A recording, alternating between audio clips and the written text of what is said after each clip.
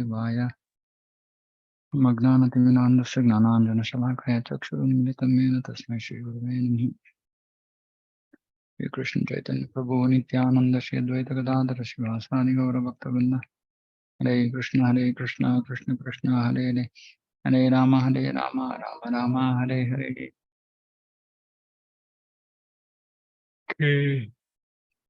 We're going to finish 14th chapter today.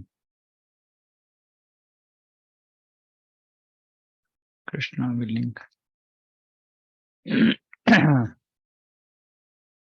very important verse. 14.26. Mam cha yogya vicharena bhakti yogena sevate sagunan samatityaitan brahmabhuyaya kalpate. So this is the answer to Arjuna's question. How does one actually transcend the modes? How does one transcend the modes? One who engages in full devotional service. See here, the important word is avyabhicharena. Avyabhicharini bhakti.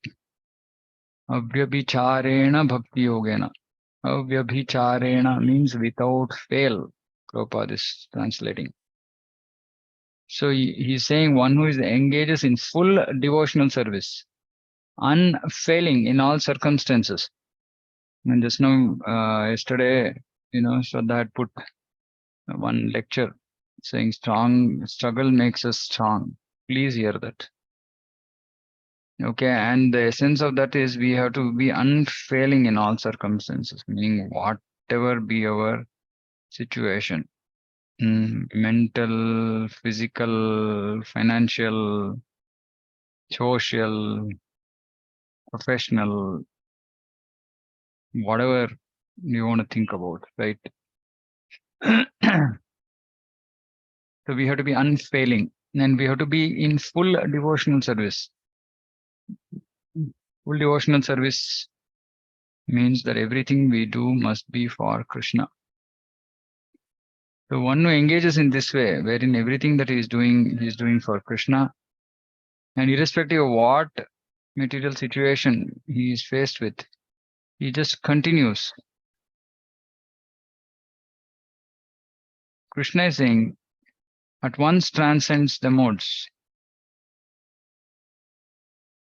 So he transcends the modes of material nature and thus comes to the level of Brahman.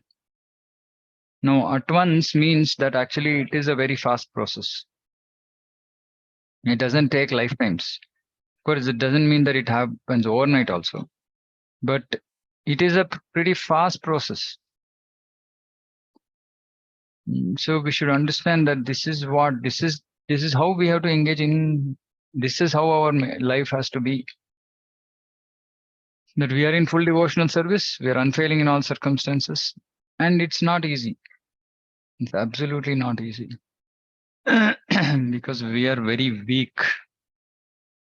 Kshudram hridaya dorbalyam. Hridaya dorbalyam, weakness of heart.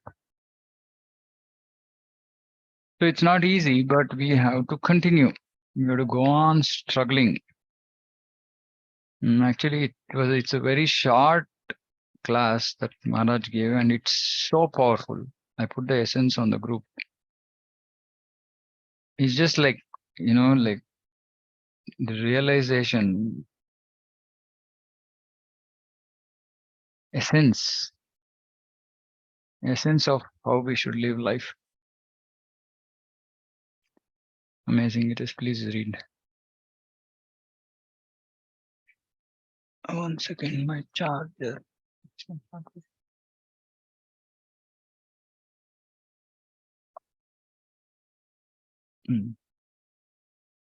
This verse is a reply to Arjuna's third question. What is the means of attaining to the transcendental position? As explained before, the material world is acting under the spell of modes of material nature. One should not be disturbed by the activities of the modes of nature. Instead of putting his consciousness into such activities, he may transfer his consciousness to Krishna activities.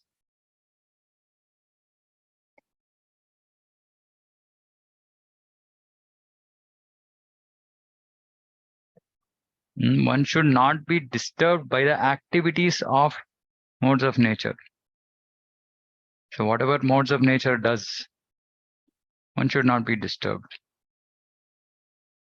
And we should not put our consciousness into such activities. We have to just do, because we are being driven by the modes, so modes will make us do certain things. So we should do, maybe we'll end up doing because we don't have the strength to overcome. But we should not put our consciousness into such activities. He may transfer his consciousness to Krishna activities. Meaning we are doing something, but our consciousness is somewhere else. Krishna activities are known as Bhakti Yoga, always acting for Krishna. This includes not only Krishna, but his different plenary expanses such as Rama and Narayana.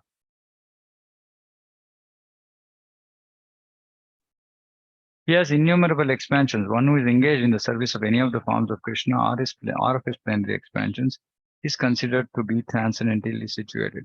The whole point is that we should be engaged in activities for Krishna. And we might be disturbed by the activities of Maya, but we should not put our consciousness there. Actually, this line itself is so powerful. Meaning we are faced with some situation, our consciousness changes. We become completely engrossed in that situation. That means putting consciousness in such activities. It might be our work, it might be some trouble that we are in, it might be some problem, health problem, some financial problem, whatever it is. These activities are mode of nature. We should not put our consciousness into such activities. Very difficult, but it has to be practiced. One should also note that all the forms of Krishna are fully transcendental, blissful, full of knowledge and eternal. Such personalities of Godhead are omnipotent and omniscient, and they possess all transcendental qualities. So if one engages himself in the service of Krishna or his plenary expansions with unfailing determination, although these modes of nature are very difficult to overcome, one can overcome them easily. That is why this at once transcends. One can overcome them easily. Of course, then there will be tests. It's not that it's going to be very, very easy, but relatively it is easy. This has already been explained in the 7th chapter. One who surrenders unto Krishna at once surmounts the influence of the modes of material nature. To be in Krishna consciousness or in devotional service means to acquire equality with Krishna. The Lord says that his nature is eternal, blissful, and full of knowledge, and the living entities are part and parcel of the Supreme, as gold particles are part of a gold mine. Thus, the living entity in his spiritual position is as good as gold, as good as Krishna in quality. The difference of individuality continues, otherwise there would be no question of Bhakti Yoga. Bhakti Yoga means that the Lord is there, the devotee is there, and the activity of exchange of love between the Lord and the devotee is there. Therefore, the individuality of two persons is present in the Supreme Person of Godhead and the individual person. Otherwise, there would be no meaning to Bhakti Yoga. If one is not situated in the same transcendental person with the Lord, one cannot serve the Supreme Lord. So this is the pure stage. In the pure stage, we come to the Brahmabhuta platform because that is the platform of the Lord. Without coming to Brahmabhuta, we cannot serve the Lord. So what we are doing now is Mishra Bhakti, is Guni Pradhana Bhakti, meaning influenced by the modes. So this is not real Bhakti. Real Bhakti is Kevala Bhakti, Shuddha Bhakti. So that Kevala Bhakti, Shuddha Bhakti will happen only when we become completely pure, when we come to the Brahmabhuta platform. So we are now practicing to subsequently do real Bhakti. Right now it's not real Bhakti. But unless we come to that qualification, we cannot serve Krishna. To be a personal assistant to a king, one must acquire the qualifications. Thus, the qualification is to become Brahman or free from all material contamination. It is said in the Vedic literature, Brahmaiva san Brahmapi eti. One can attain the supreme Brahman by becoming Brahman. Though we are actually Brahman, we are in illusion right now. We are in Maya. So we have to come to the Brahman stage, realizing that we have nothing to do with material world. This means that one must qualitatively become one with Brahman. By attainment of Brahman, one does not lose his eternal Brahman identity as an individual soul. Okay, so the key is this. Again, the emphasis is on full devotional service, unfailing in all circumstances.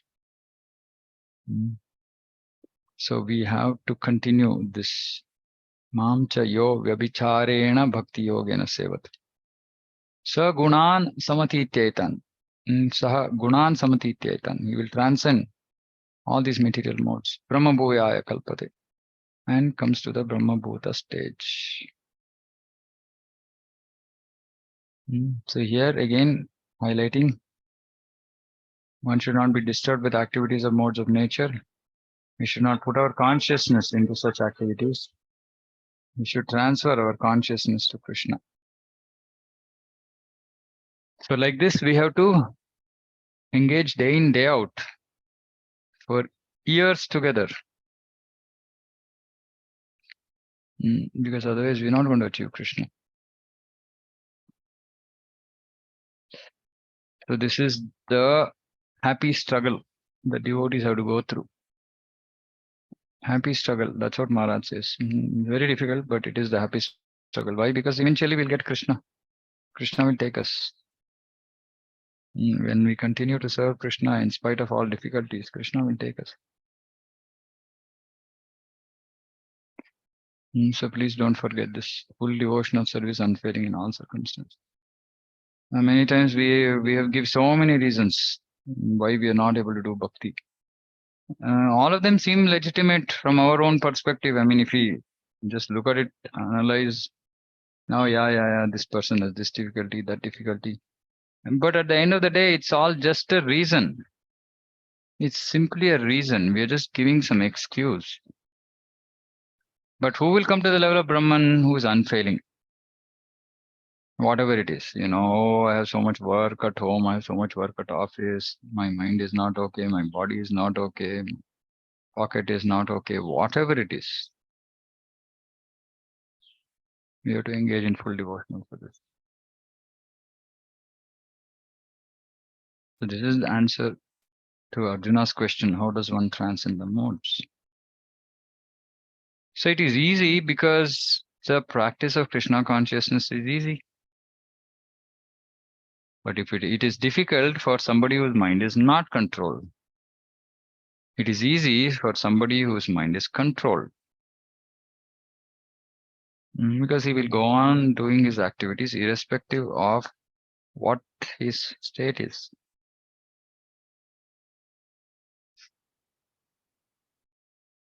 So we should not get bogged down by problems. We should not get bogged down by situations. We should simply continue unfailing in all circumstances. And Maharaj says in that class, saying that how does one come to this platform? By hearing, by association, and by actually struggling. He is giving an example saying that can a person who wants to become a weightlifter just keep looking at videos on YouTube on how to lift, how weightlifters lift, etc., etc. And can he become a weightlifter? No, he has to go through the struggle of lifting weights. And it's a struggle. So we have to go through the struggle of engaging in devotional service in spite of all problems. Maharaj was saying, oh, why can't everything be so nice and everything organized so that I can just do bhakti? No, but struggle is required. There is no struggle. How do we prove to ourselves saying that, oh, no, actually I want only Krishna? Because that is a test. When struggles come and then we fail, then it means basically we don't want Krishna so badly. We want Krishna only if everything comes easy, not if it is difficult. So anybody and everybody who is going through difficulties, and some have less, some have more, those are more difficulties. Absolutely, we have to meditate on this verse. Please hear that lecture, that struggle makes us strong. And then, like Maharaj was saying, after many years, then we look back at our life situation and say, oh, if Krishna had not put me into this situation, I wouldn't have been come so close to Krishna. And this is true. It's been at least a little bit I've experienced in this life. So it is important. It is important to just go on and on and on with enthusiasm, because it is for Krishna, finally. So please meditate on this.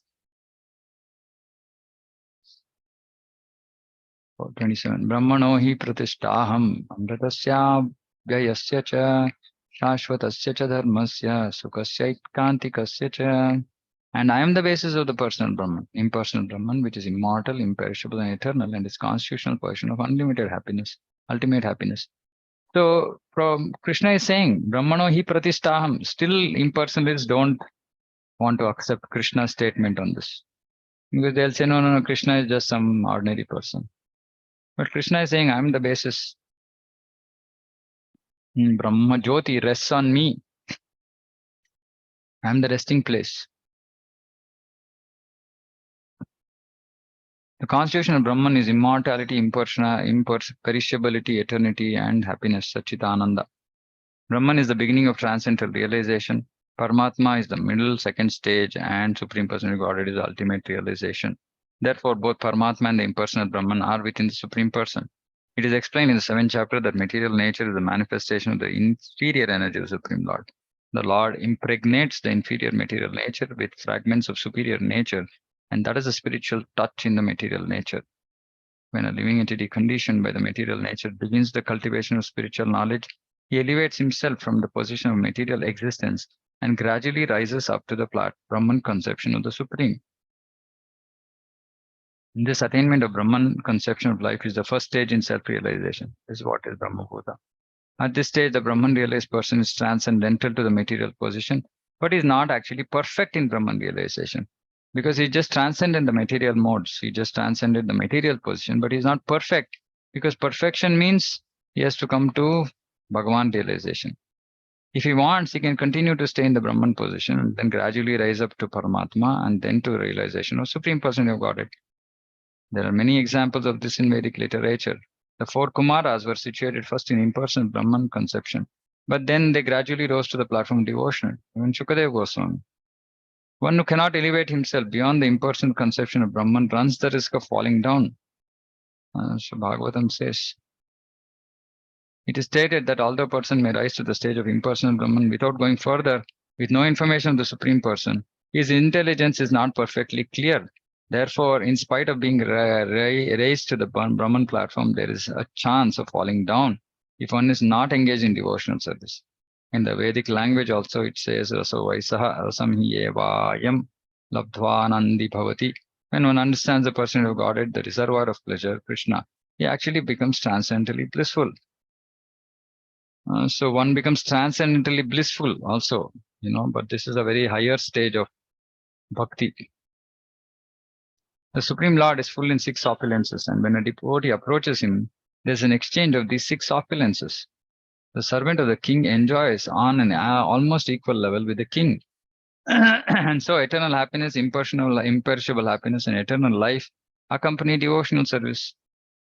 So one comes to the perfect stage, then we realize our Satchidananda nature, and we're not affected by this impermanent material world. Therefore, realization of Brahman or eternality or imperishability is included in devotional service. It is already possessed by a person who is engaged in devotional service. The living entity, although Brahman by nature, has the desire to lord it over material nature, and due to this, he falls down. In his constitutional portion, living entity is above the 3 modes, but association with material nature entangles him in the different modes. So why we are entangled? Because we want to associate with material nature. That's why I keep saying, don't encourage the modes. That is just showing our desire to engage with the modes, then we get entangled. So we should not associate with material nature. Material nature will force us to do things. But we should not engage, we should not associate, as in we should not become absorbed. We should know this is all result of my past nonsense. So I'm having to experience all this. But then, as much as the consciousness should not be in these things, consciousness should be in Krishna. Then we don't get entangled in the three modes. Due to association with these three modes, his desire to dominate the material world is there. See? Just by associating with three modes, our desire to dominate is there. By engagement in devotional service in full Krishna consciousness, he is immediately situated in the transcendental position, and his unlawful desire to control material nature is removed. Therefore, the process of devotional service, beginning with hearing, chanting, and remembering, should be practiced in the association of devotees. Gradually, by such association, by the influence of the spiritual master, one's material desire to dominate is removed, and one becomes firmly situated in transcendental loving service. Nishta. This is Nishta. This is Anartha Nivritti. This is Bhajana Kriya. This method is described from the 22nd to the last verse of this chapter. Devotion service of the Lord is very simple. One should always engage in the service of the Lord, should eat the remnants of foodstuff offered to the deity, smell the flowers offered at the lotus feet of the Lord, see the places where the Lord and his transcendental pastimes, read of different activities of the Lord, his reciprocation of love with his devotees, chant always the transcendental vibration, Hare Krishna, observe the fasting days, commemorating appearances and disappearance of the Lord and his devotees. By following such a process, one becomes completely detached from all material activities. See, if doing this, if you are still not attached, if you are still attached to material activities, then we are not doing these things properly. We're not doing it in the proper consciousness. These are not mechanical actions. Of course, mechanical actions will also give benefit, but if you become slightly more involved, then it will give benefits faster. One who can thus situate himself in the Brahma Jyoti or the different varieties of the Brahman conception is equal to the Supreme Personality of God in quality. So that is why Prabhupada is saying here, by engaging in devotional service in full Krishna consciousness. So, and this is possible only in the association of devotees. See, clear. We cannot do bhakti alone. So with this 14th chapter, modes of material nature ends. So we should understand clearly modes are very difficult to overcome, but simply by engaging in devotional service and being determined to go on and on and on in spite of all difficulties and all kind of situations, one will transcend the modes, come to Brahmabhuta. Once one comes to Brahmabhuta, then he actually engages in pure devotional service, and then he finally comes to the stage of Krishna Prema. So this is the process. And association of devotees is very important. Why association of devotees is important? Because we have a tendency to get stuck, either due to our weakness or due to our attraction towards material nature. We will get stuck or we will not make progress. So to help us out, to pull us out of those situations, we have to be in the association of devotees. So association of devotees doesn't mean simply Hare Krishna, how are you? Nice, thank you. And we don't really build a relationship with anybody. We have to have close relationships with those devotees who can pull us. Not with those devotees who will just say, okay, it's okay, everything is fine. No. Association means always with devotees who are better than us, who can help us. Friendship is okay with other devotees, peers. That is okay. That is required as well. But we should also have association of devotees who are more progress than us, who made more progress than us. And without that, it's very difficult to pull ourselves up. Of course, by hearing by the Vani of the spiritual master, everything is possible. But for that also, we should be surrendered. We should be willing to follow. Sometimes, we don't even hear. And then we might hear, but we don't follow. But who is going to help us? I mean, Guru has told what needs to be done, but we don't have the will, we don't have the strength of mind. So then only devotees can help us, who know us, who understand us, who are compassionate, but yet, our real well-wishers, so they'll pull us out. It's very, very, very important. So there are two kinds of devotees we should understand. Some just simply by reading and hearing, and they will fix themselves. Okay, this is being said. I need to do this. Okay, done. Right? So Prabhupada has written this in his books. Okay, my Guru Maharaj is saying, okay, done. Let me just do it. This is one type of devotee. The other type of devotee is struggling. No, I'm not able to do. Yeah, I know I have to do, but I'm not able to do. Right? Second type of devotee absolutely requires association of devotees who can pull them. And then there could be a third class who are not hearing properly. So they don't even know what needs to be done. So for such devotees, also association is required, because that association should make them hear. Association should help them clarify the, tattva. And eventually come to this platform of simply hearing from authorities and following. That is the stage we have to come to, all of us. Simply we have to hear and follow. Oh, okay, this I heard. Okay, let me try to follow. Oh, it's so difficult. No, it is so difficult. Achieving Krishna is also difficult. It's not an easy task. But Acharyas, Guru, Vaishnavas are saying follow this. Okay, let me follow. And that is why it is very important that we should also understand there are different gurus, different moods, different devotees, different moods. We should understand what works for us. We are not in this process for entertainment. Unfortunately, this is where a lot of devotees they think, see, outside material world is so much of a struggle. Now we come inside here also we have to undergo so much struggle. Why can't I just take it easy? Yeah, absolutely, we can take it easy. We can have very funny classes, entertainment, laughing throughout. All that is fine. But if we can't make progress, then what is the use? How do we make progress? It depends on our nature, and we need to hear from those devotees who can help us overcome our nature. If suppose say we are weak and we hear about, it's okay, sometimes life is like this, you have to just tolerate, wait. Wait till when? No, wait. Keep doing, keep doing, keep trying. So we have to know what kind of, that is the whole process of, deciding a guru, is to make sure that, this is the person from whom if I hear, I can be sure that I will get out of this material world. He will pull me out. One statement he says and I'm out.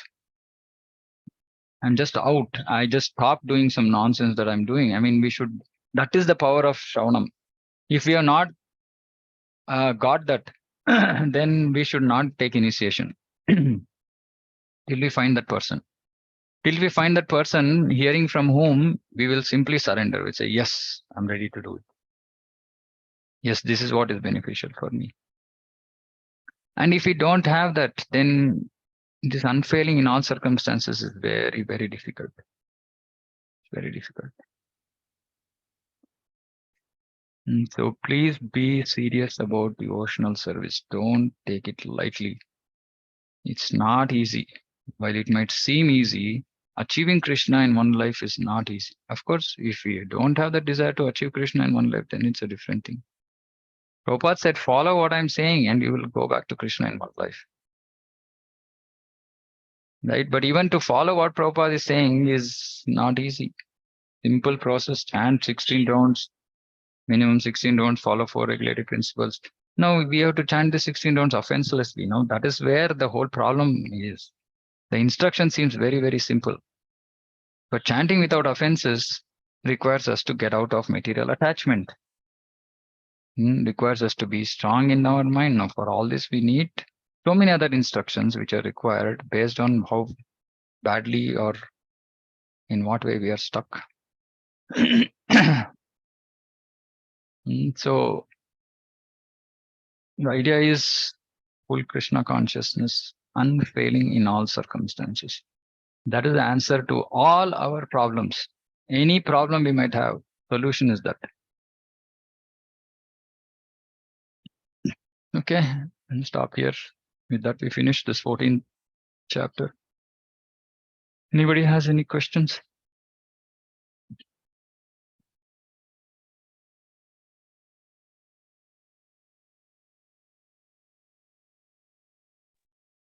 Prabhuji, you said Krishna said, in any circumstances, you should not leave devotional service. We should not leave devotional service is absolutely there. We should not even reduce our service. So, for example, we are chanting 16 rounds, no coming down to 14 rounds. Or we have taken some seva, no giving up that seva. In fact, we should only keep increasing. Oh, I've taken one seva, let me take on 2, let me take on 3. And of course, we should be able to do all of them. So unfailing means that we don't come down from our commitments of bhakti. It's not like we say, okay, this is too much, We have to go a little beyond our comfort zone. If I can do 5, I should do 6. If I can do 6, I should do 7, whatever it is. I'm just giving an example. So it's not going away from bhakti. Going away from bhakti is like the worst thing. We should not think about this. We should think about not coming down in our bhakti standards, not coming down in our commitments to service, to sadhana, in spite of all situations. But Prabhuji, I will not be willing, but in certain situations, it is for me, it is forced to do that, Prabhuji. How to handle that situation? So that we'll have to discuss separately because it totally depends on what the situation is.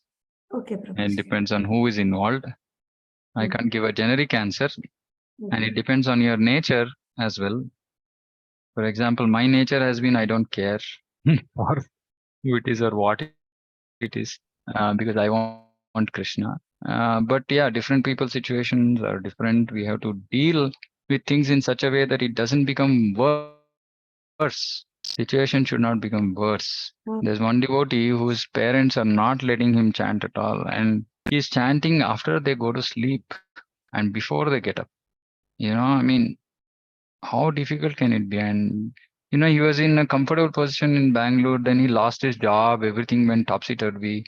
Then he had no financial support. He has to go back to his hometown, and his parents are looking. They never saw him in Tilak and all that, and something happened, and they said, "No, stop your bhakti. Get out of the house." Now he was ready to come. I said, like, Baba, what will you eat? Do you have any savings? He said, no, Prabhu, not manageable. I said, then you have to manage. Because if you come out, then you will completely go out of bhakti, right? Because you're not, maybe a difficult situation temporarily, we'll have to face it. But if you come out and you don't have anything to take care of yourself, then you might just give up bhakti. So I said, it's okay, struggle there only for some time. But don't stop your chanting. Continue chanting. So he's so committed. He's doing. He said, Prabhu, I have some pending rounds. I said, what happened? No. Something happened. So people sleeping late, getting up early. So my rounds are affected. I said, amazing. Continue. I mean, it's these kind of struggles really make us very dear to Krishna. So we should figure out. And it is not that there's no standard answer. I mean, to one person, yeah, and this requires a little bit of experience in Krishna consciousness. And I don't think, I don't say I'm qualified to do this, but Krishna has given me this service. So many devotees come to me, and whatever I have applied in my life, I will tell them based on understanding their nature, their problem, their situation. But the whole point is we have to continue unfailing. Okay, So yeah, so specifically to answer your question, I'll have to understand your specific situation. But yeah, generally this is the guideline. Okay. Thank you, Prabhuji. Yeah. Okay. Anything else? Okay, let's stop.